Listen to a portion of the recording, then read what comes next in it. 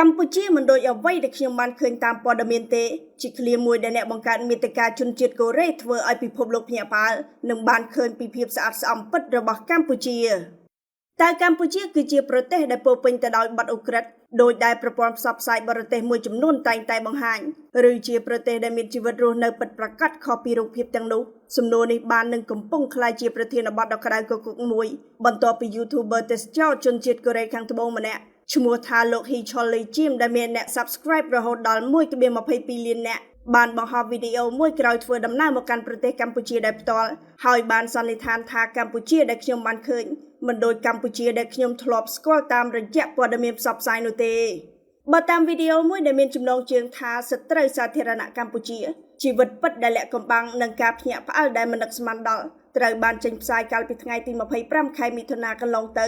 ហើយទទួលបានអ្នកទស្សនារហូតដល់រាប់សែននាក់នៅក្នុងរយៈពេលដ៏ខ្លីបានបង្កឲ្យមានការជជែកវែកញែកយ៉ាងទូលំទូលាយនៅក្នុងចំណោមអ្នកប្រើប្រាស់បណ្ដាញសង្គមកូរ៉េអ្វីដែលធ្វើឲ្យវីដេអូនេះខុសប្លែកពីមាតិកាទេសចរទូទៅ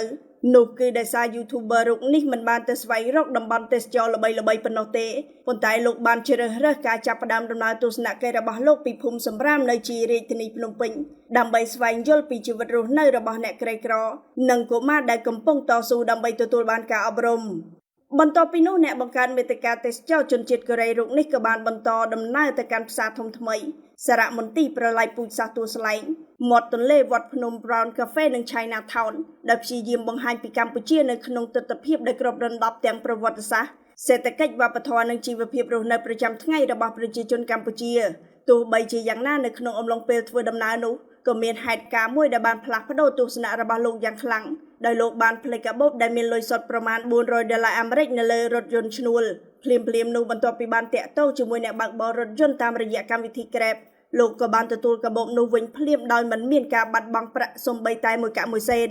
លោកបាននិយាយថាសម្រាប់អ្នកដែលធ្លាប់មានការព្រួយបារម្ភអំពីសន្តិសុខនៅកម្ពុជាហេតុការណ៍នេះបានក្លាយជាភស្តុតាងមួយដែលធ្វើឲ្យលោកពិចារណាឡើងវិញចំពោះរូបភាពដែលធ្លាប់ទទួលបានពីប្រព័ន្ធផ្សព្វផ្សាយផ្សេងលើសពីនេះលោកក៏បានបន្តទៀតថាអ្វីដែលធ្វើឲ្យលោកចងចាំបំផុតនោះគឺមិនមែនជាអគារខ្ពស់ឬតំបន់ទេសចរល្បីៗនោះទេប៉ុន្តែស្នាមញញឹមនិងភាពរួសរាយរាក់ទាក់របស់ប្រជាជនកម្ពុជាទោះបីជាយ៉ាងណាលោកក៏មិនបានមើលរំលងពីបញ្ហាប្រឈមដែលកម្ពុជាកំពុងជួបប្រទះនោះទេដោយក្នុងវីដេអូនោះក៏លោកបានទទួលស្គាល់ថា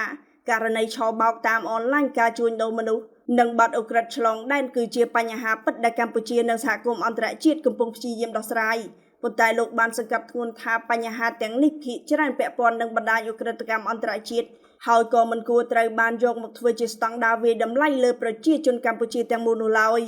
ជាក់ស្ដែងការលើកឡើងរបស់ YouTuber រូបនេះបានបង្កើតឲ្យមានការវែកញែកថ្មីមួយអំពីឥទ្ធិពលរបស់ប្រព័ន្ធផ្សព្វផ្សាយក្នុងការបង្កើតទស្សនៈសាធារណៈចំពោះប្រទេសមួយខណៈដែលអ្នកវិភាគមួយចំនួនបានយល់ឃើញថាព័ត៌មានអំពីបទឧក្រិដ្ឋពិតជាមានសារៈសំខាន់ប៉ុន្តែប្រសិនបើការផ្សព្វផ្សាយផ្ដោតតែលើទិដ្ឋភាពអវិជ្ជមាននោះវាអាចធ្វើឲ្យមនុស្សបាត់បង់ការយល់ដឹងអំពីជីវិតពិតសង្គមវប្បធម៌និងមនុស្សនៅក្នុងប្រទេសនោះប៉ុន្តែយ៉ាងណាសម្រាប់លោក Hee Chol-lee Jim ដំណើរលើកទី3មកកាន់ប្រទេសកម្ពុជានេះមិនមែនជាដំណើរកម្សាន្តធម្មតានោះទេតែវាជាការសាកល្បងស្វែងរកការពិតរវាងរូបភាពដែលប្រព័ន្ធផ្សព្វផ្សាយបង្កើតនិងអ្វីដែលអាចមើលឃើញតែផ្ទាល់ភ្នែកវីដេអូរបស់លោកមិនបានប្រកាសថាកម្ពុជាគឺជាប្រទេសដែលគ្មានបញ្ហាឬមានសុវត្ថិភាពដ៏ល្អឥតខ្ចោះនោះទេផ្ទុយទៅវិញលោកបានបង្ហាញថាកម្ពុជាគឺជាប្រទេសដែលមានទាំងបញ្ហាប្រឈមនិងទិដ្ឋភាពវិជ្ជមានដោយប្រទេសជាច្រើននៅលើពិភពលោកហើយការយល់ដឹងអំពីប្រទេសមួយគួរតែផ្ដោតលើការមើលឃើញឲ្យបានគ្រប់ជ្រុងជ្រោយមិនមែនត្រឹមតែព័ត៌មានអវិជ្ជមានតែមួយផ្នែកប៉ុណ្ណោះឡើយ